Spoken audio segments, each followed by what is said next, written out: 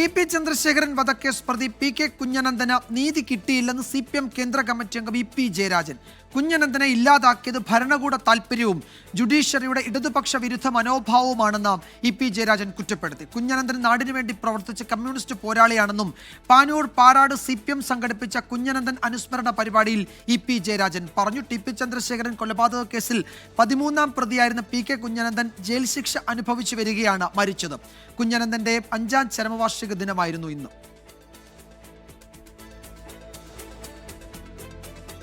വർഗീയ ശക്തികൾ, മറ്റു പിന്തിരിപ്പ് ശക്തികളെല്ലാം കൂടി ചേർന്നുകൊണ്ട് സഖാവ് കുഞ്ഞനന്ദനെ കള്ളക്കേസിൽ കുടുക്കി ജയിലിലടച്ചു.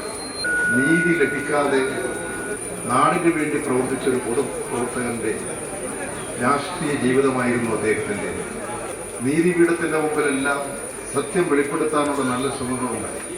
പക്ഷേ ശക്തമായ ഭരണകൂടത്തിൻ്റെ താല്പര്യങ്ങളും അതുപോലെ തന്നെ ഇവിടുത്തെ നീതിന്യായ പീഠത്തിൻ്റെ ജുഡീഷ്യറിയുടെ ഇടതുപക്ഷ വിരുദ്ധ മനോഭാവം സഖാവ് കുഞ്ഞനന്ദനെ ജയിലിനകത്ത് തന്നെ തടവുകാരനാക്കി.